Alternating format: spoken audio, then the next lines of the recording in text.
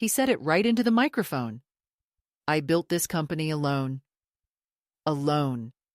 And I stood there at the back of that glass and chrome ballroom holding the original contracts in my purse like a relic of a vanished religion.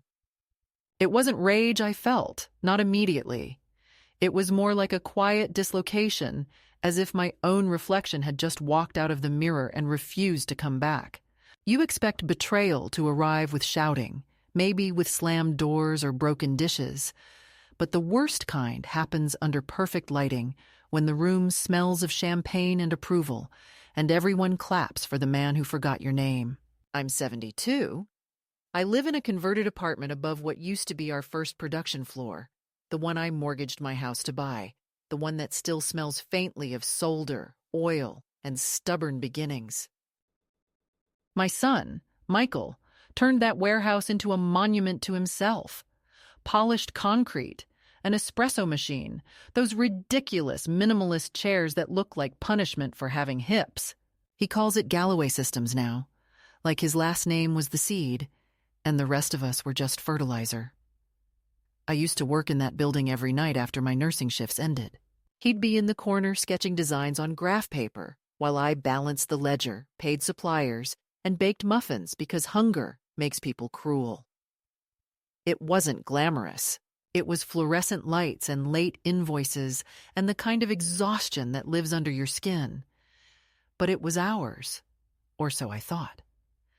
The night of the gala, I didn't plan to go. I saw the invitation online, a glossy post full of buzzwords: vision, innovation, legacy. I almost scrolled past it until I noticed the tagline: celebrating 10 years of Michael Galloway's journey. His journey. As if I'd never existed. I ironed a blouse that hadn't been worn since Derek's funeral, put on the string of pearls my mother left me, and took the 7 p.m. bus across town. The driver didn't ask where I was going. Old women with good posture rarely get questioned. When I arrived, the valet mistook me for catering staff and pointed me toward the service entrance. I thanked him politely and walked through the front doors anyway.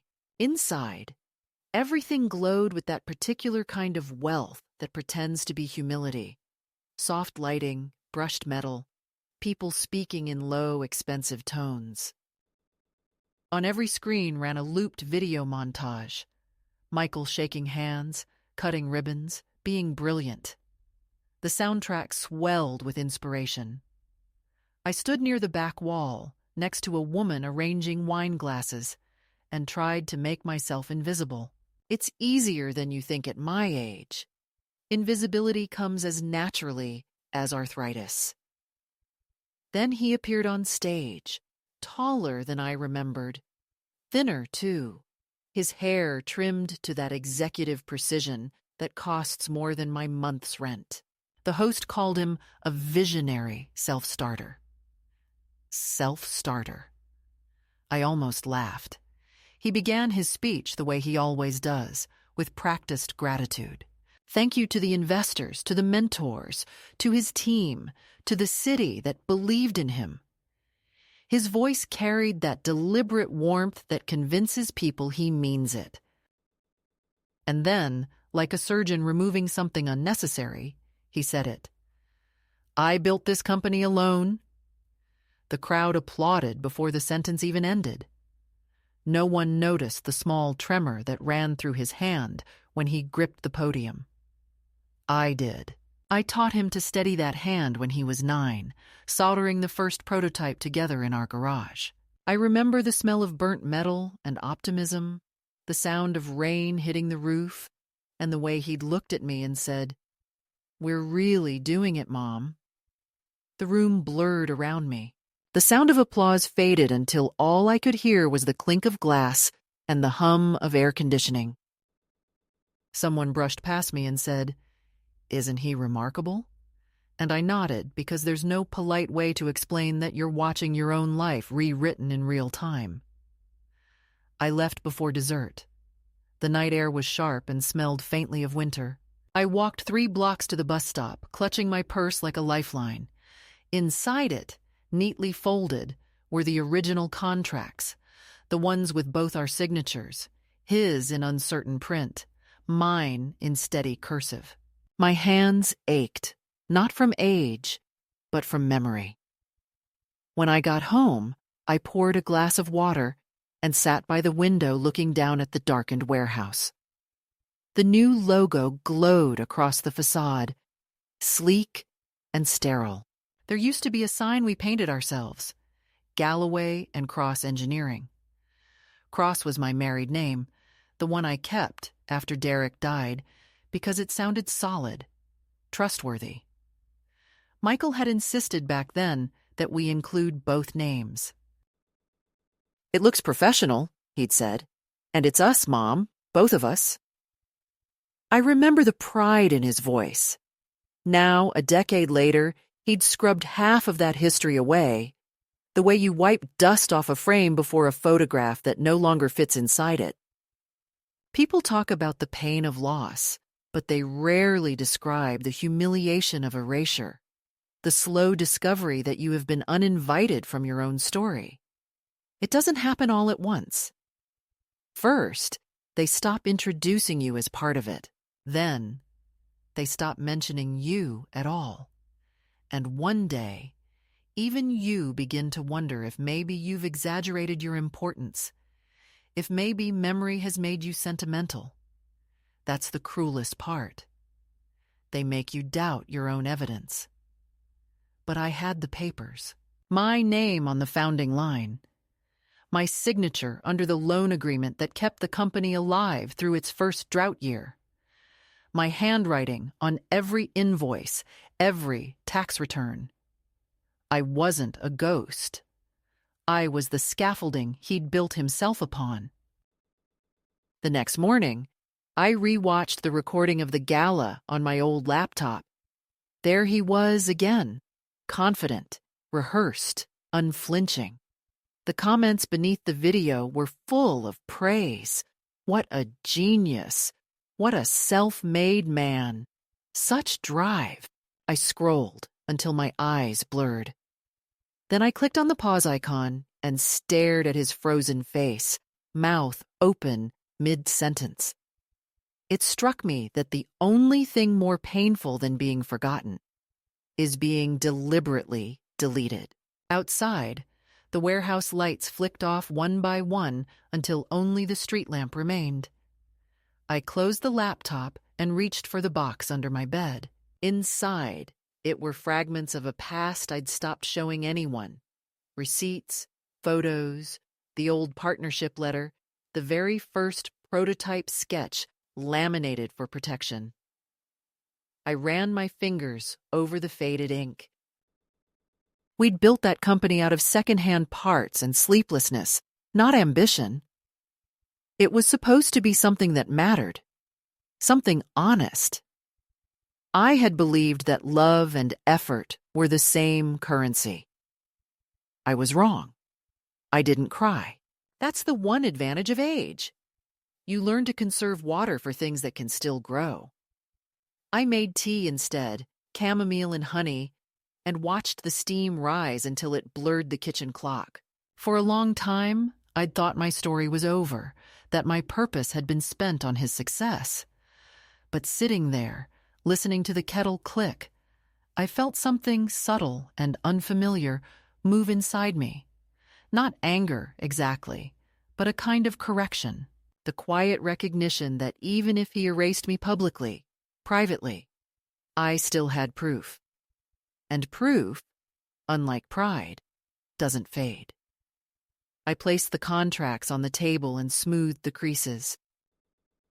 The ink had bled slightly where my signature curved at the end. I traced it with my finger. My name was still there, stubborn and legible. Marion Cross Galloway. Not a ghost, not a footnote. A founder. The next chapter of my life, though I didn't know it yet, would begin not with confrontation, but with that act of remembering, of claiming what was already mine. Because sometimes survival isn't about starting over. It's about refusing to disappear. The next morning, I woke with that peculiar heaviness that follows a humiliation you couldn't defend yourself from. The kind that sits behind your ribs like a lodged stone. Sunlight crawled across the ceiling, turning everything the pale color of disappointment. I made coffee, the old way, boiling water and grounds in a dented pot, because the machine downstairs in the cafe makes it too clean, too sterile, and I needed something that still tasted of labor. On the table lay the contracts I had unfolded the night before. Their paper smelled faintly of dust and lemon cleaner, and the ink shimmered under the light like an old bruise. I read them again, slowly this time, tracing each clause as if I were reading a love letter I had once believed in. Galloway and Cross Engineering, partnership agreement, signed and witnessed, year 1. That was the beginning. The moment he looked at me with gratitude instead of calculation. There were no investors then, no cameras, no corporate lawyers polishing the edges of truth. Only me, my savings, and a son who said he just needed a chance. After the gala, I told myself maybe he had spoken carelessly, maybe he meant it differently. Maybe he would call to explain, to say the word alone had slipped out in the rush of adrenaline. People make mistakes when lights are bright. But by noon, a friend from church called to congratulate me on my successful son. She said she'd watched his interview online. Another one, not the gala. "He's so articulate, Marion," she said. "So inspiring. He said he came from nothing and built everything himself." Imagine that. From nothing. From nothing. I thanked her, told her I was proud, and hung up before my voice cracked. Then I found the interview on the Business Channel's website. There he was again, polished, confident, seated across from a woman with perfect posture and a smile that cost more than my car. She asked him how he found the courage to start with no family support, and he smiled, my son, my flesh, and said, "Sometimes you have to build alone, especially when the people around you don't believe in your vision." I didn't realize my hands were shaking until I saw the ripple in my coffee cup. That one sentence, delivered so calmly, demolished 30 years of history. I had believed in him so blindly that I'd signed my name to his debt. When the first shipment failed, I paid the supplier from my pension fund. When the furnace broke, I spent my anniversary savings on repairs. And when he said he needed equity to attract investors, I signed away half my house. But now, on national television, he had transformed me into an obstacle, someone who hadn't believed. The small death of that lie was more complete than any argument we'd ever had. I went to my filing cabinet, the one I hadn't opened in years. It's where I keep old taxes, Derek's death certificate, and the letters from the bank manager who called me a brave woman for taking such a risk. Inside was a folder labeled Initial Financing. Receipts, loan approvals, notarized signatures, all bearing my name. My handwriting on every margin, small reminders, additions, calculations, sometimes even recipes scrawled between numbers, because I used every page of my life to feed someone else's dream. I gathered it all and placed it on the kitchen table like pieces of a body I was trying to reassemble. That afternoon, I called Michael's office. The number had changed. The new one redirected to a front desk where a woman with a practiced tone said, "Galloway Systems, how may I assist you?" I told her my name. She paused for half a second too long, then said, "Do you mean Mrs. Galloway, his mother?"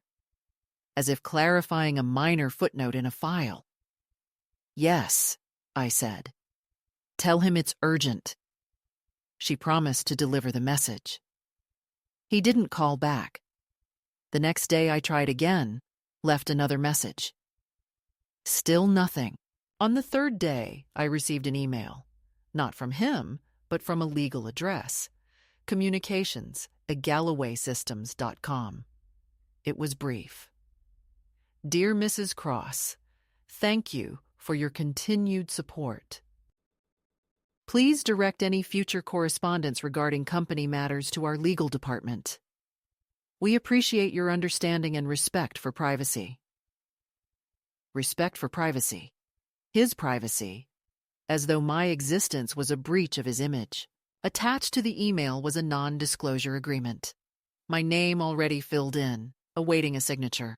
The language was cold and familiar. The undersigned agrees to refrain from making public statements or claims pertaining to ownership or participation in the founding of Galloway Systems. I stared at that line until the words began to blur. There was no mention of compensation, no acknowledgement of my work, only silence wrapped in legality. It was not an invitation to resolve. It was an order to disappear. For a long time, I sat motionless, listening to the hum of the refrigerator and the faint traffic outside. I thought of every night spent in that warehouse, of my wrists wrapped in athletic tape from lifting boxes, of the way I used to sew prototype pouches by hand while he drew blueprints beside me. I remembered the night he'd said, "You're the backbone of this company, Mom." I almost laughed thinking of that word now, backbone. Maybe that's what he'd been removing piece by piece until I couldn't stand up straight anymore. I printed the email, folded it once, and placed it in the same box as the contracts. I knew then that this wasn't a misunderstanding. It was a burial. A deliberate rewriting of history to fit the mythology investors like to fund. A lone genius, a man against the odds, unburdened by inheritance or help. Women like me ruin that narrative. We complicate it with reality. By evening, I walked to the old warehouse. The security guard recognized me. He'd been there since the early days, though now he wore a corporate badge instead of a name tag. "Evening, Mrs. Galloway," he said softly. "You here to see your son?" I shook my head. "Just passing through." The lights inside glowed sterile and blue. Through the glass, I could see young engineers hunched over their screens, none of whom knew that the electricity powering their workspace was once paid from my account. I pressed my hand to the window, not out of sentiment, but to feel the vibration of the machines, the hum of what used to be ours. The next morning brought a new kind of silence. The phone didn't ring. Not even telemarketers. I made breakfast but couldn't taste it. My reflection in the kitchen window looked older than usual, not from years, but from something weightier, a loss of narrative. That's when I realized the real betrayal wasn't financial or even familial. It was existential. To be erased by someone you created is a form of death, but one where you're forced to keep breathing. That afternoon, I called the bank where we had opened the first business account. The man on the line said politely, "You must mean Galloway Systems, LLC." I said, "Yes, I'd like to confirm the founding signatories." He hesitated. "I'm afraid that information is private, ma'am." "I'm one of them," I said quietly. "Check the year of establishment, 2011. You'll see my name." I could hear the keyboard clicks, then the pause. "Ah," he said. "It appears the records were amended during re-registration in 2016. The founding party listed is Mr. Michael Galloway." I asked if there was any mention of Cross. "No, ma'am." "Perhaps the system was updated." Updated. That word hung in the air like a smirk. When I hung up, I went to the window and watched the rain slide down the glass. The world outside continued, indifferent, efficient, unshaken. Somewhere downtown, my son was probably in another meeting, talking about innovation and leadership, while his mother stood in a kitchen built on her own collateral. For the first time, I felt something sharper than sadness. Clarity. The kind that arrives late but stays forever. I poured myself another cup of bitter coffee and sat with the papers spread out before me, the old ink shimmering like evidence from a forgotten crime. He wanted me to sign that NDA, to bury myself politely. But I had no intention of disappearing. You don't spend your life building something only to let someone else turn it into mythology. Not while you're still breathing. I may have been quiet all these years, but quiet doesn't mean gone. And that, I thought, as I folded the papers back into the envelope, would be the last time I mistook silence for peace. That night, I didn't sleep. The NDA sat on my table like an open threat, a paper tombstone waiting for my signature. I could almost hear his voice in the phrasing of it. Cool, detached, transactional. Please respect my privacy. That was always Michael's favorite disguise for guilt. He never raised his voice, never slammed doors. He simply rearranged reality until you questioned your own memory. When he was a boy and broke a vase, he'd insist the cat had done it. And if you doubted him, he'd look at you with those calm eyes and say, "Mom, you're overreacting." I suppose that's how men learn to become believable liars. They start small, at home, testing how much silence a woman can bear before she disappears into it. I left the NDA unsigned and folded it into an envelope marked later.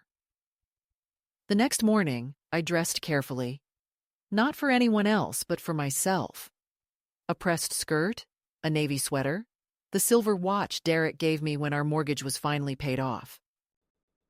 I needed to feel like a person who still existed in legal ink. Outside, the city was gray and half awake. Rain gathered in the cracks of the pavement, the kind that seeps into your shoes but keeps you moving anyway. I took the early bus downtown, clutching the folder of original documents to my chest as if it contained my heartbeat. The bus was nearly empty, a nurse asleep against the window, a man in paint-stained jeans humming to himself. The ordinary hum of lives that keep going no matter who forgets them. The bank where I had signed the first loan was still there, though it had been renovated into something unrecognizable. Glass walls, touchscreen kiosks, the smell of disinfected ambition. A young woman at the counter greeted me with a bright professional smile. "How can I help you today?" I told her I needed access to archived account records from the early days of Galloway and Cross. Her expression softened into mild condescension. "Do you have authorization from the account owner?" "I am the account owner," I said. She typed something quickly, her nails clicking like tiny gavel strikes. "It says here the ownership was transferred in 2016 to Galloway Systems LLC. "Yes, I'm aware of that. I'm asking for the historical records." Another pause. She lowered her voice. "Those are restricted to corporate counsel, ma'am. Maybe your son could make that request for you." There was no anger in me then, only a cold amusement. I thanked her and left. Outside, the rain had stopped, leaving the air smelling of wet stone and exhaust. I walked 2 blocks to the old industrial district, the one where our first warehouse used to hum with noise and promise. Most of the buildings were converted now. Cafes, yoga studios, startup offices full of people who looked too young to have known failure. But our old space, though renamed and polished, still carried its bones. Through the glass, I could see rows of desks, a neon sign that read, "Innovation lives here." I wondered if they knew innovation had once lived here on credit, coffee, and the faith of a mother who believed sweat counted as capital. I stood on the sidewalk for a long time, watching the building breathe without me. A delivery truck idled nearby, the driver smoking and scrolling on his phone. I wanted to ask him if he knew who had built this place, if he could feel ghosts under the concrete. But ghosts don't need witnesses. They just need persistence. I walked around the block and stopped at the alley where the side door used to be. It was locked now, a keypad, where once there'd been a rusted handle. I remembered coming through that door at 2 a.m. with boxes of components, Michael behind me carrying nothing but a laptop. He'd always hated the dirty work. I told myself it didn't matter. He was the dreamer, I was the doer. That's how we justified it, mother and son, builder and visionary, until those titles collapsed into one name, and it wasn't mine. Back home, I opened the contracts again, searching for something I'd missed. Every word was familiar, but now each carried a weight I hadn't felt before. My attorney friend, Clara, once told me that power is never lost in one moment. It's leaked slowly, signature by signature, until you wake up, paperless. I decided to call her. We hadn't spoken in years, not since her retirement. When she answered, her voice sounded older, but still brisk. "Marion Cross, I thought you'd vanished." I told her everything, not with bitterness, but precision. She listened without interruption, the kind of silence that means she's tallying the law behind every betrayal. When I finished, she sighed. "You still have the originals?" "All of them." "Good. Keep them safe. Don't sign anything. And for God's sake, don't let them intimidate you with those polished letters. You still have standing, Marion. You may not own the company anymore, but you own your part of the truth." That's sometimes enough. After the call, I felt lighter, but also terrified. It's one thing to know you've been erased. It's another to decide to reappear. I went for a walk to clear my head. The park near my apartment was full of children screaming joyfully at nothing, dogs chasing things that weren't thrown, life's beautiful indifference. I sat on a bench and thought about what it would mean to confront him. Would I be seeking justice or dignity? Was there a difference at my age? The sky thickened into an unpromising afternoon. On the path ahead, a teenage boy was teaching his younger sister how to ride a bike. "I won't let go," he said. And of course he did. She fell, scraped her knee, cried, and got up again. That's how faith works, I suppose. You promise stability to make someone brave enough to fall. That evening, when I returned home, an envelope was waiting in my mailbox. No stamp, no return address. Inside was a check. $50,000. Memo line blank. Just his signature, tight and efficient. I recognized the handwriting immediately. Michael had always pressed too hard with his pen, as though he could force the world to obey ink. There was no note, no explanation, just the check. It wasn't guilt. It was strategy. Hush money disguised as generosity. I placed it on the counter and stared at it until the sunset turned it gold. For a brief, shameful moment, I imagined what I could do with it. Repair the roof, travel, pay for comfort. Then I remembered the email, the erasure, the gall of being rewritten. I tore the check in half, then into quarters, then smaller, until it was dust between my fingers. I dropped the pieces into the sink and ran the water. Money dissolves quickly when you never wanted it in the first place. The days that followed moved like slow water. I stopped checking my email, stopped waiting for the phone to ring. Instead, I began to collect my own narrative. Old photos, newspaper clippings from the year we launched, a local magazine article where we both smiled in front of the first production line. In that picture, his arm was around me, proud, sincere. The caption read, "Family innovation at its finest." I pinned it above my desk. Proof of the before. Proof that I hadn't imagined it, Sometimes I think the hardest part of betrayal isn't the act itself, but the gaslight that follows.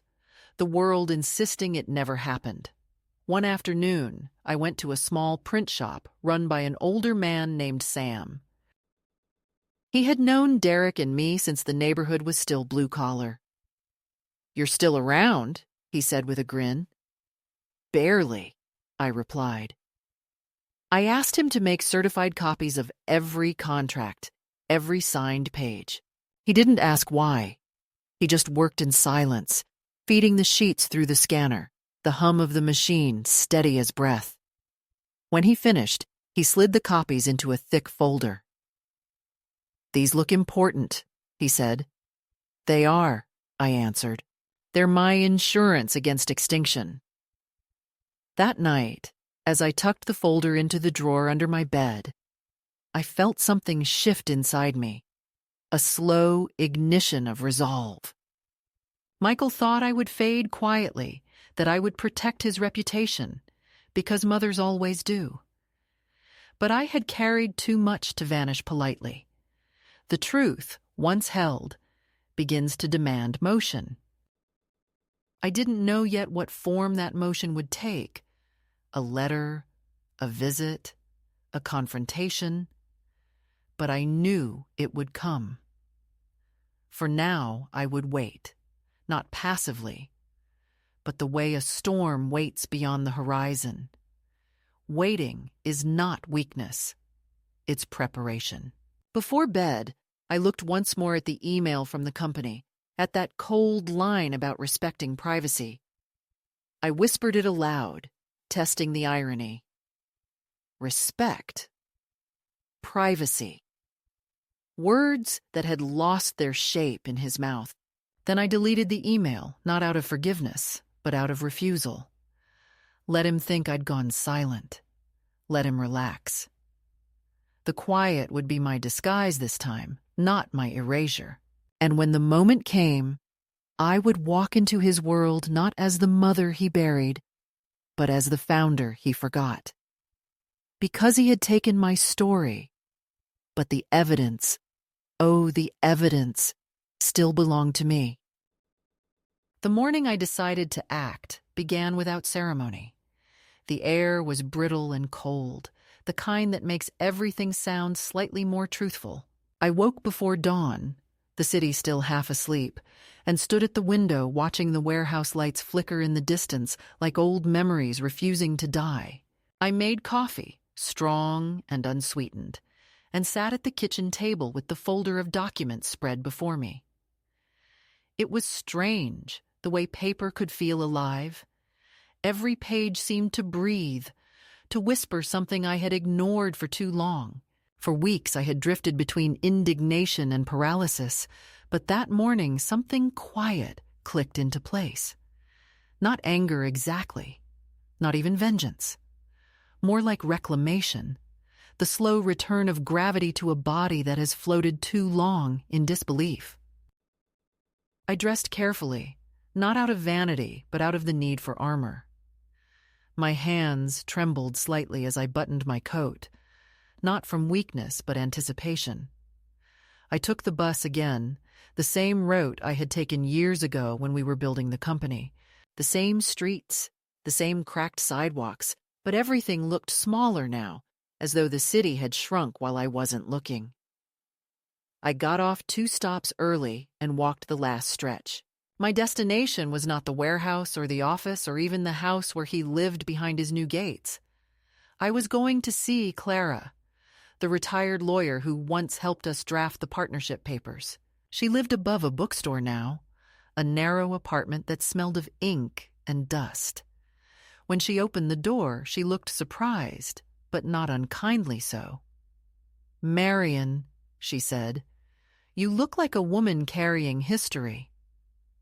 I handed her the folder. She led me inside without another word. Her apartment was dim but warm, lined with shelves that bent slightly under the weight of too many cases and too little space. We sat at her table, a heavy piece of oak worn smooth by decades of arguments. She put on the kettle and began flipping through the papers, her eyes narrowing behind bifocals. When she finished, she looked up and said, "He removed your name, but not the record of your signature. That's arrogance, not intelligence." I nodded. "He wants me to sign an NDA," I said. "Of course he does," she replied. "Silence is the easiest inheritance to steal." For a while, we talked about the logistics, the law, the thin lines between ownership and omission. But beneath all that legal reasoning was something more human. She touched my hand and said, "You know, Marion, people like him don't erase their mothers because they hate them. They do it because they can't face the scale of what they owe. Every success reminds them of the debt." Her words settled in me like a stone dropped into clear water, slow, widening ripples of clarity. I realized I had been thinking about this all wrong. I wasn't fighting for money or acknowledgement from him. I was fighting to remind the world and myself that I had existed, that my labor had left fingerprints even if someone had tried to scrub them away. I left Clara's apartment with a new steadiness in my step. The folder felt lighter, not because it weighed less, but because it was no longer a burden. It was evidence, proof that my memory hadn't invented the past. Outside, the streets were bright with late morning light. I stopped at a cafe I hadn't visited in years, one of those old places that had survived every wave of redevelopment. The same man still worked the counter, hair thinner now, but smile unchanged. "Haven't seen you in a while," he said, pouring coffee into a chipped mug. "You used to come in with your boy." I smiled faintly. "Yes," I said, "once upon a time." As I drank, I thought about how small gestures accumulate into power. Every late-night delivery, every signature, every sacrifice invisible until it isn't. I decided that I would attend the next investor meeting. I had read about it in a press release that still came to my email out of habit. They were presenting a new round of funding, an event open to stakeholders and potential partners. Technically, I was neither now, but in a moral sense, I was both. The thought terrified me, but it also filled me with a strange calm. I didn't imagine a confrontation or a dramatic outburst. I imagined truth appearing quietly, like light under a door. That evening, I pulled an old briefcase from the closet. It was Derek's, the one he used back when paperwork was an art of permanence. The leather was cracked, but strong, like my hands. I filled it with everything that mattered: the original contracts, a few photographs, a notarized copy of the first financial agreement, and a letter I wrote to myself years ago when things were still good. It said only, "Remember who you are when he forgets." I slipped it into the folder and closed the case. In the days leading up to the meeting, I prepared without telling anyone. There was no one to tell, really. My circle had narrowed over the years to a few neighbors and a cat that occasionally visited my windowsill. I spent the evenings rereading the documents, not because I doubted their content, but because repetition gave me courage.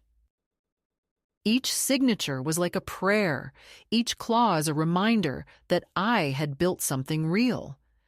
I even practiced what I might say if someone asked who I was. "I'm the other founder," I rehearsed softly, letting the words find their weight. On the morning of the meeting, I took the train downtown. The building was glass from floor to ceiling, all transparency and no truth. I walked through the lobby unnoticed. No one sees an old woman unless she blocks the elevator. The event was on the 5th floor, in a conference room large enough to host Vanity itself. Rows of chairs, bright screens displaying graphs, trays of untouched pastries. I sat near the back, my briefcase on my lap. The air smelled of polished ambition. When Michael entered, The room shifted toward him like metal toward a magnet. He wore the same gray suit he'd favored at the gala, crisp and unwrinkled, his expression composed.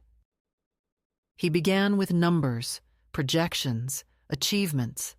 His voice was steady, persuasive. I listened without emotion until he said, "When I started this company from nothing," and I felt my pulse slow, not quicken. There was no outrage left, only recognition of how small a man can become when his truth is built on absence. He kept talking, but his words no longer mattered. I saw through him, past the practiced charm, past the curated humility, to the frightened boy who used to bring me broken circuits and ask if I could make them work again. When the presentation ended, investors clapped politely. I waited until the noise settled, then stood. My movement drew a few curious glances. I walked forward, each step deliberate, until I reached the long table at the front. Michael looked up, startled. For a second, something flickered in his eyes. Confusion, maybe fear. But he masked it quickly. "Mom," he whispered, as though the word were contraband. I didn't answer. I placed the briefcase on the table, opened it, and withdrew the partnership contract. "You might want to include this in your next presentation," I said evenly. My voice didn't tremble. It was not anger that steadied it, but accuracy. The room went still. Even the hum of the projector seemed to stop. I laid the document flat so that the names faced him, the ink faded but indelible. No one spoke. He looked at me, then at the papers, then at the investors who suddenly appeared far more interested in the fine print of his history. I could have said more, but the silence was enough. It expanded, filled every corner of that sterile room, until even he couldn't hide behind it. I closed the briefcase, turned, and walked out. The echo of my steps followed me down the corridor, each one lighter than the last. Outside, the air was cold but clean. I stood on the sidewalk and exhaled for what felt like the first time in years. The world didn't end. No thunder, no collapse. Just the quiet satisfaction of presence restored. I hadn't shouted, hadn't accused, hadn't begged for recognition. I had simply returned the truth to the room where it belonged. For the first time in a decade, I felt visible. Not as his mother, not as a relic, but as the woman who had built something and refused to vanish inside it. That evening, I walked home instead of taking the train.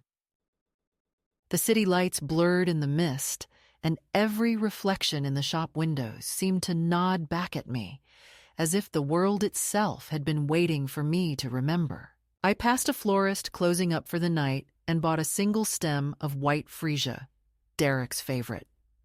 At home, I placed it in a glass beside the contracts. It wasn't celebration, it was acknowledgement. There are victories too quiet for headlines, too dignified for applause. That night, I slept with the window open and dreamed not of loss, but of air, clear and steady, moving through spaces that had once been closed. The following weeks passed in that strange, suspended quiet that comes after an act you can't undo. I had not gone to the meeting to humiliate him or to make a spectacle. I had gone to place a fact back where it belonged. But facts, once exposed, have their own kind of afterlife. They don't stay contained, not even in corporate rooms where truth is supposed to be negotiable. Within days, the whispers began. An old colleague of mine, a man named Turner, who had been one of our earliest suppliers, called and said, "You really did it, didn't you? They're scrambling." His voice carried something between admiration and disbelief. I asked him what he meant, and he said, "The investors are asking questions. The board wants clarification about the founding history. Your name came up in a meeting, apparently for the first time in years. I thanked him for the call, hung up, and sat at my kitchen table staring at the phone, the same one I'd once used to call factories for quotes, to chase invoices, to keep the company alive when Michael was too busy giving interviews about innovation. At first, I thought maybe I'd feel triumphant. I didn't. What I felt was a slow, almost painful relief, like air returning to a collapsed lung. For so long, I had lived with the ache of erasure that even vindication felt unfamiliar. But then the pushback came, as it always does when the powerful are caught mid-performance. The news reached me not through confrontation but through tone. Michael called for the first time in months. His voice was polite in that way people are when they are negotiating with strangers. "Mom," he said, "that was unnecessary." I waited for the rest. "You embarrassed me." His choice of word, embarrassed, landed like a slap. "Did I?" I said quietly. "You embarrassed yourself when you rewrote history." He sighed, that long, controlled exhale he'd learned from his media training. "You don't understand the stakes here. These people don't care about the past. They care about stability. You showing up like that? It makes everything unstable." "Truth is always unstable," I said. "It's the nature of honesty." "Mom, please." His tone sharpened. "You're not thinking rationally." "No," I replied. "I'm thinking historically." He hung up before I could add anything else. 2 days later, an envelope arrived, hand-delivered. Inside was a letter from the company's legal department, carefully worded but unmistakably threatening. They accused me of disruptive conduct and warned that any further defamatory statements could result in litigation. At the bottom, Michael's name appeared in blue ink, not his signature, but authorization. He'd approved this letter. I laughed aloud, a dry, humorless sound that startled even me. There it was, the full cycle: creation, erasure, and now punishment for existing. I placed the letter beside the first NDA, 2 mirrors reflecting the same cowardice. For a moment, I felt the weight of exhaustion pressing down again, that temptation to retreat, to let him win simply by outlasting my energy. But then I remembered Clara's voice. "You still have standing." I called her again that evening. She listened to my account, and when I finished, she said, "They're bluffing. They won't take you to court. They can't afford the publicity." "You're not a liability, Marion. You're a risk they created." I wanted to believe her, but I also knew how fear works. It doesn't need logic, only repetition. Still, her confidence steadied me. I asked if she could recommend someone still practicing who might handle my affairs quietly. She gave me a name, a woman named Patel, known for her discretion and precision. I wrote it down, promising myself I'd call in the morning. That night I couldn't sleep. I walked through my apartment, touching things as if to remind myself of what was still mine. The chipped mug, the framed photo of Derek smiling from our first vacation, the plant that refused to die no matter how badly I neglected it. Around 2 in the morning, the phone buzzed. It was a text from an unknown number. "Stop. You've made your point. Don't make me choose between family and business." There was no name, but I didn't need one. I stared at the message for a long time before deleting it. Threats delivered in whispers are the easiest kind to ignore. The next morning, I called Patel's office. She agreed to meet that afternoon. Her office was in a modest building downtown, nothing like the marble towers Michael preferred. She greeted me herself, a woman in her 40s with sharp eyes and a calm presence. I explained everything from the beginning, handed her the folder of copies, the letters, the contracts, the check I'd torn apart but kept in a bag as evidence. She read quickly but thoroughly, her expression unreadable. When she looked up, she said, "This isn't about money, is it?" "No," I said. "It's about correction." "Then we proceed differently. We don't sue. We document. We establish narrative authority." I asked her what that meant. "We build an archive," she said. "A record that can't be erased. You don't have to fight them in court. You fight them in permanence." There was something almost beautiful about the idea. For so long, Michael had relied on my silence to control the story. By writing, by recording, I would take that power back without needing to shout. I hired her that day. Over the next few weeks, she helped me formalize everything: notarized copies, affidavits of partnership, letters from early employees confirming my role. It was a quiet revolution, written in ink and bureaucracy. And yet, even as I moved through these practical steps, the emotional cost deepened.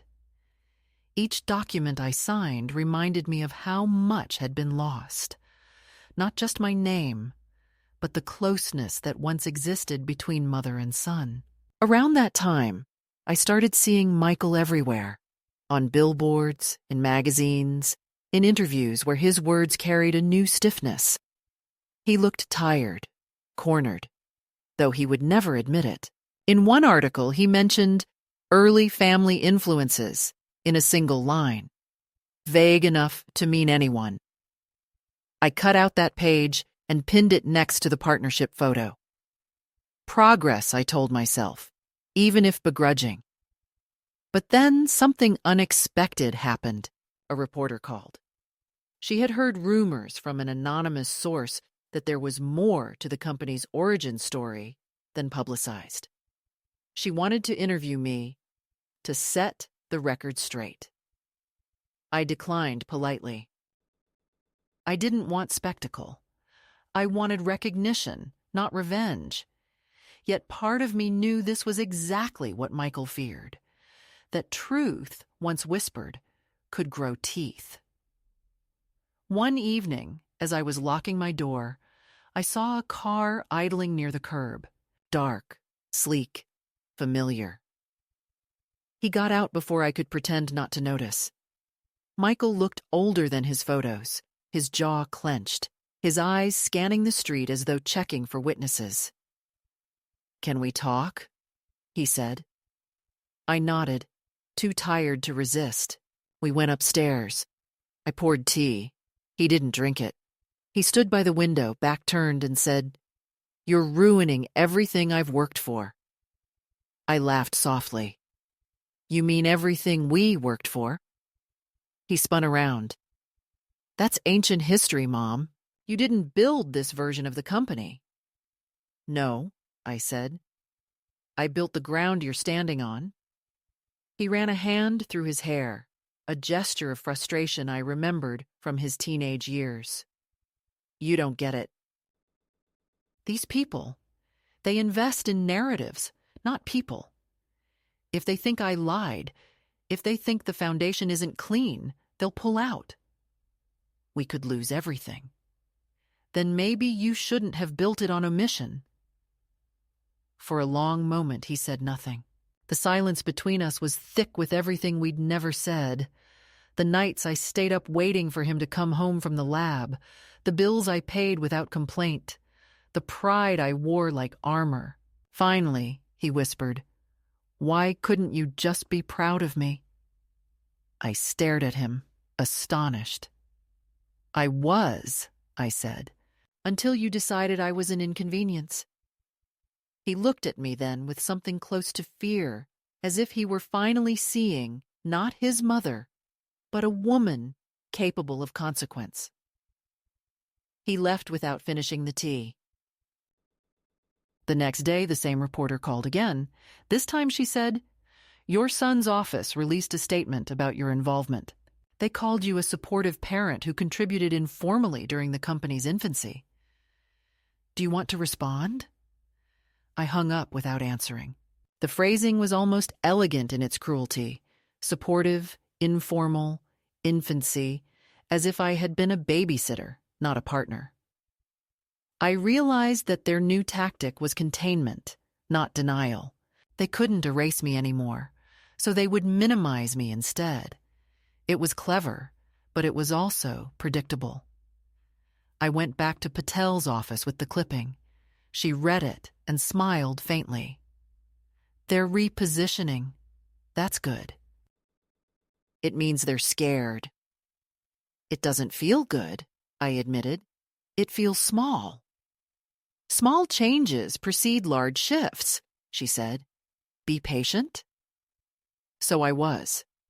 Patience, after all, was the one skill motherhood teaches beyond all others.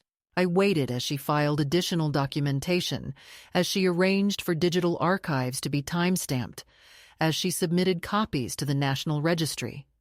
Each bureaucratic step was another brick in the wall of proof. Then, one afternoon, an envelope arrived from the Regional Business Bureau. Inside was a formal amendment. Historical record correction. Founding partner, Marion Cross. My name restored. The print was dry and unimpressive, the kind of document most people would overlook. But to me, it was resurrection. I stared at it until the words blurred. I thought of Derek, of the years we'd saved, of the young man my son had once been before ambition had hollowed him out. I didn't cry. I folded the paper and placed it beside the others. The news didn't make headlines, but it didn't need to. Within a week, the company updated its About page. It was a single line. Founded by Michael and Marion Galloway in 2011. No fanfare, no apology, just fact. That was enough. Still, I knew this wasn't the end. The storm always circles back when pride is wounded. A few days later, Michael's assistant called, her voice crisp and professional. Mr. Galloway would like to meet to discuss next steps. I almost laughed at the phrasing. Next steps, as though our lives were a project plan. I told her to have him send the agenda. She said she would. He didn't. Instead, he showed up again, this time at my workplace. I had taken a part-time job at the community library, shelving books in the afternoons. The staff was kind, the work steady. He arrived in a tailored suit that looked absurd against the smell of paper and dust. We can't keep doing this, he said quietly. Doing what? I asked. Existing in conflict. You created the conflict, I reminded him. I just documented it. You don't understand how the world works now. No, I said, but I understand integrity. He sighed, a long sound of surrender wrapped in arrogance. Let's make this easy, he said, and handed me another envelope. I didn't open it. You're wasting both our time, I said. You can't buy history, Michael. It's already written. He left before I could see his expression. When I finally opened the envelope that night, it contained not money, but an agreement, something between a settlement and a truce. They offered to formalize recognition of my role in exchange for a non-disclosure clause about the dispute. I read it twice and smiled. It was clever, but it missed the point entirely. I didn't want their approval. I already had the only recognition that mattered: recorded truth. I tore the document neatly in half and fed it to the kitchen sink flame one page at a time, the edges curling into soft black petals. The last line to burn read, "In the interest of preserving familial harmony." I whispered to the fire. Harmony was never the problem. When the ashes cooled, I washed the sink clean, dried my hands, and looked around the quiet kitchen. For the first time in years, I felt an odd kind of peace, Not the fragile calm of surrender, but the grounded stillness of having done exactly what needed to be done. Outside, the rain had started again, tapping softly against the window. I stood there listening, the sound steady and certain, like a truth that no longer needed defending. The letter that finally pulled everything into motion arrived on a Thursday morning, folded with that particular precision that only lawyers and fearful men know how to achieve. The return address bore the company's logo in silver, Galloway Systems, embossed on heavy cream paper. I knew before opening it that it wasn't another threat. Threats had become routine. This one smelled of surrender, the faint metallic scent of a man trying to keep his crown from slipping. Inside was a formal invitation to the annual Investor Gala, the very same event where he had erased me a year before. The words were polite, painfully curated. We would be honored by your attendance to celebrate a decade of innovation and the shared spirit that built our success. It was not signed by him, of course. It came from the communications department, but I could read his fingerprints between every line. It wasn't an apology, but it was an opening, and openings are the rarest currency of all when dealing with pride. For 2 days, I let the invitation sit untouched on my counter. I went about my routines, watered the plants, answered the librarian's questions about cataloging, took evening walks. But everything carried the hum of an unfinished sentence. At night, I caught myself staring at the dress hanging in my closet, the same navy one I'd worn to the first launch event years ago, when Michael still looked at me like an anchor, not an obstacle. I ran my fingers along the fabric and remembered the night I'd hemmed it myself because we couldn't afford alterations. The stitches were still uneven, but strong. I decided to wear it again, the imperfect kind of strong that has survived too much to need approval. When the day arrived, the sky was heavy with the threat of rain. I took my time dressing, every gesture deliberate. The house felt charged, as though the walls themselves were holding their breath. Before leaving, I opened the small box where I kept all the originals, the contracts, the letters, the bank documents, and chose only one page to bring with me, the first partnership agreement, the one signed in blue ink with the date slightly smudged. Because Michael's hand had shaken with excitement, I slipped it into a thin folder and placed it in my handbag, not as evidence, but as memory, a talisman against cowardice. The gala was held at the same hotel as before, but everything seemed colder now, too polished, as if they'd wiped away not just dirt, but any trace of sincerity. The air smelled of new money and old fear. As I stepped inside, heads turned, not because anyone recognized me, but because old women rarely enter such places alone. I could feel the gaze of curiosity and dismissal sliding over me in equal measure, and I let it happen. Invisibility, after all, can be its own kind of weapon. I took a glass of water from the tray that passed by, refused champagne, and stood near the back as they dimmed the lights. When he appeared on stage, I almost didn't recognize him. The years of success had etched their map on his face, new lines, sharper angles, a stiffness in his jaw that ambition carves when it begins to turn against its host.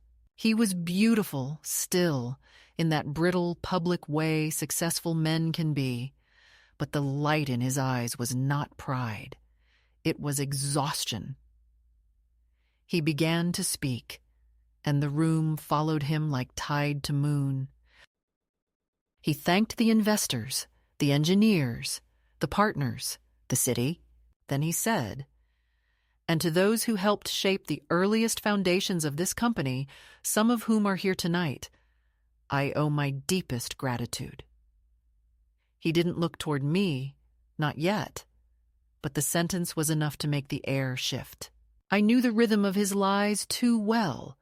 I could hear the tremor beneath the performance. As he spoke, I studied his hands. The same hands that once fumbled with soldering irons and broke more prototypes than he built. He had his father's hands, long and restless. They used to tremble when he was nervous, but now they were perfectly still, trained for performance. It was that stillness that pushed me forward.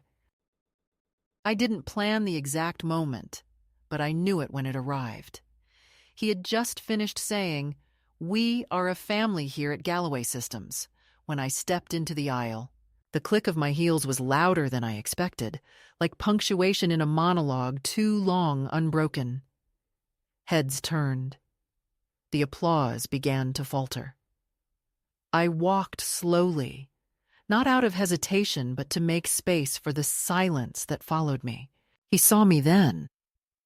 For a second, his practiced composure cracked. His smile faltered, recovered, faltered again. The host, some corporate executive with a voice like buttered glass, looked at me uncertainly, unsure whether to intervene. I reached the front table and placed my folder on it, the soft sound of paper meeting wood louder than the collective breath of the room. I didn't raise my voice. I didn't need to. "You forgot this last year," I said. My words hung in the air, gentle but irrevocable. I opened the folder and slid the document toward him. The logo of Galloway and Cross Engineering was still visible, faded but undeniable. "It's always better to tell the full story," I added, my eyes on his, steady as a ledger. A silence fell over the ballroom, the kind that can't be filled by polite applause or forced laughter. The investors looked from me to him, their faces a mix of curiosity and calculation. He reached for the paper but stopped halfway, as though touching it might burn. I could see the realization wash over him, the understanding that he could neither deny nor acknowledge me without consequence. The host cleared his throat, muttered something about foundational partnerships, and the band began to play too quickly, the universal cue for discomfort. I took a step back, nodded once toward my son, and turned away. No one stopped me this time. The path to the exit was clear, the crowd parting instinctively, a corridor of silence through which I walked as though in procession. Outside, the rain had begun, fine and relentless. I opened my umbrella and stepped into the wet night. Behind me, through the glass doors, I saw Michael still standing on stage, the paper in his hands like a ghost that refused to stay buried. For the first time, I didn't feel pity. I felt equilibrium. I walked slowly down the street, my reflection gliding alongside me in puddles, distorted but present. It struck me then that justice doesn't always arrive as triumph. Sometimes it comes as quiet correction, the alignment of what was crooked. I hadn't shouted, hadn't demanded apology or restitution. I had simply shown up with truth in hand, and that had been enough to fracture the illusion. There's a peculiar power in calm confrontation. It unsettles those who rely on chaos to maintain control. By the time I reached the bus stop, my dress was damp at the hem. The street was nearly empty except for a man sweeping water toward a drain. He nodded as I passed, and I nodded back, both of us participants in the ordinary. The bus arrived, its windows fogged. I sat near the back, clutching my purse, my body trembling slightly from the cold but not from fear. Through the window, I saw the hotel lights blur into halos as the bus pulled away, carrying me farther from the stage where my name had finally reappeared, if only as a shadow on his face. When I got home, the apartment was dark except for the small lamp by the window. I placed the umbrella by the door and set my handbag on the table. The paper inside was slightly damp but intact, the ink unbothered by the rain. I smoothed it gently and let it rest beneath a book to dry. I poured a glass of water, sat down, and waited for the tremor in my hands to fade. It didn't. Some moments leave a residue that no calm can erase. Yet beneath the shaking, I felt something deeper. A strange, liberating sadness, like the air after a storm, when everything broken is finally visible. The phone rang once, twice, and then again. I didn't answer. Eventually, the ringing stopped. The silence that followed was heavier than the sound itself. I knew it was him. I could almost hear his breath on the other end, rehearsing what to say, weighing apology against pride. I turned the lamp off and sat in the dark, listening to the rain intensify against the glass. Somewhere between the rhythm of the drops and the ticking of the clock, I understood that I had done what needed to be done. There would be fallout, there always is, but it no longer belonged to me. My task had been simple: to appear where I had been erased and to leave no doubt that I existed. Before going to bed, I wrote a single sentence on a piece of paper and pinned it to the corkboard above my desk. He cannot undo what was witnessed. It wasn't triumph, just truth. And truth, once spoken aloud, doesn't go back to sleep. I undressed, folded the navy dress carefully, and hung it beside the others. It looked ordinary there, unremarkable, but I knew it had become something else, a relic of reclamation. That night, I dreamed of the warehouse again, but this time it was empty, bathed in soft light. The machines were gone, the desks cleared, the walls freshly painted. I walked through it barefoot, my footsteps echoing in that vast, clean space. There was no anger, no grief, only the steady sound of breathing. Somewhere in the dream, I found a small brass plaque on the wall. It read, "Founded here, by those who refuse to disappear." I ran my fingers over the letters until I woke, tears drying on my cheeks before I even remembered crying. The dawn light filled the room, thin but unwavering. I sat up slowly, breathing it in. What was broken had not been restored. It had been rewritten in my own hand, in my own time, and at last, without his permission. Morning arrived with that peculiar brightness that follows a night of rain, a kind of hesitant clarity that makes every ordinary object seem freshly invented. The city outside was quiet, washed clean, and the light coming through my window carried the soft, reflective calm of water. I woke before the alarm, though I no longer needed alarms. Habit. Discipline. The residue of decades spent making sure other people's days began on time.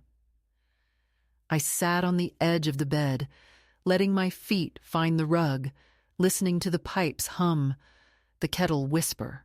It struck me that peace doesn't announce itself with trumpets. It creeps in, discreetly, like a guest who takes off her shoes so as not to wake anyone. In the days after the gala, I waited for something dramatic to happen. A call from the press, a backlash, a confrontation. But the world, ever pragmatic, simply moved on. The company released a short press statement thanking long-term contributors for their continued inspiration. It was vague, bloodless, corporate, and precisely what I had expected. But my name was still there on the registry, still on the website, still in the documents that now lived beyond his control. That was enough. Truth doesn't need celebration. It just needs to persist. Michael didn't call again. I can't say I was surprised. Shame, I've learned, is a language most men never become fluent in. It makes them mute, and muteness, in their world, looks like control. Yet silence, when it comes from them, is never final. It's just postponement. I saw his face once, weeks later, on the cover of a business magazine at the library. The headline read, "Galloway Systems, a Decade of Legacy." I flipped through it out of curiosity. Buried midway through the article was a paragraph that said, "The company's roots trace back to a small mother and son venture that began in a suburban garage. No names, no elaboration, but the truth had found its way in." I closed the magazine gently, satisfied in a way I can't quite explain. The words were small, almost invisible, yet they were there, proof that history, like water, always finds a crack to slip through. I started spending my afternoons at the community center instead of going straight home. They had asked me once to volunteer for their women's entrepreneurship group, and I had declined at the time, afraid of being the cautionary tale in a room full of younger women with sharper edges and newer dreams. But one afternoon I walked in anyway, carrying a box of old ledgers and notes from our early business years. The coordinator, a kind woman named Teresa, introduced me as someone with experience in starting from nothing. The phrase made me laugh silently. Experience, after all, is just a polite word for scars. I began teaching them how to keep records, how to read contracts, how not to trust praise when it comes too easily. They listened, wide-eyed, taking notes like I was handing them something more valuable than advice, perhaps a map out of naivety. Sometimes, after class, a few would stay behind to ask personal questions. What if it's your husband who takes credit? What if your son does? What if you're too old to start again? I answered each one as gently as I could, never pretending wisdom, only recognition.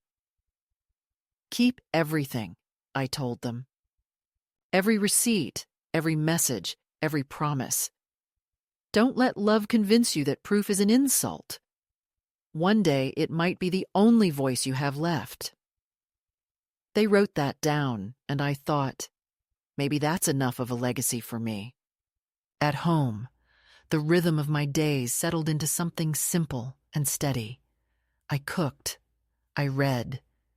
I tended to the small lemon tree I'd planted on my balcony after Derek died. It had grown tall now, its thin branches trembling whenever the wind passed. I liked to sit beside it in the evenings, the smell of citrus faint but insistent, reminding me that even sour things can bloom. I sometimes imagined Michael walking by the building, looking up, maybe hesitating to call. I never saw him, though once I found a small envelope in my mailbox with no return address. Inside was a photograph. Me and him, taken years ago at our first factory, both of us grinning, his arms slung around my shoulders, dust in our hair. On the back, a single line in his handwriting. I remember. No apology, no explanation, but that was all right. Memory, when it comes from the guilty, is its own confession. There was a time when I thought vindication would feel like triumph, like standing on a mountaintop with banners unfurled. It doesn't. It feels like this: quiet mornings, intact dignity, the ability to look at yourself in the mirror without flinching. I no longer cared about his interviews or his investors or the story he told at cocktail parties. I cared about my own reflection, about the fact that I had faced down erasure and remained whole. Some evenings, I would open the drawer where I kept the documents, not to check them, but simply to see them, to know they were real. Proof not of victory, but of survival. As the months passed, I began writing again, not letters to him, not diaries, but something closer to testimony. Stories of women like me, the invisible architects of other people's empires. I wrote them in longhand, slowly, savoring the weight of each sentence. Maybe someday I'll bind them into a book, Or maybe they'll stay in the drawer beside the contracts. It doesn't matter. What matters is that I'm writing in my own name, no longer a parenthetical in someone else's biography. One evening, near the end of winter, I received an invitation from the university. They were hosting a small exhibition on women in early tech enterprises and wanted permission to include the original partnership contract as part of their display. I hesitated for a moment. Exposure still made me uneasy. But then I thought of those young women in the entrepreneurship class, of their eager faces and cautious optimism. I agreed. When I visited the exhibit, the document was displayed behind glass, the ink faint but legible. Underneath it, a small plaque read, "On loan from Marion Cross, co-founder of Galloway & Cross Engineering, 2011. I stood there for a long time, watching strangers pause to read the words. No one knew I was the woman behind the glass, and that anonymity felt like peace, not erasure. Now, when I walk through the city, I sometimes pass the building that used to be our warehouse. The sign still bears his name, but I no longer feel bitterness when I see it. I feel distance, the clean kind that time grants when you've told the truth and let it stand. I know he works inside, that he still builds things, that life continues for him as it must. But in some quiet ledger, the kind the universe keeps, the balance has been restored. I am not waiting for reconciliation. I already have resolution.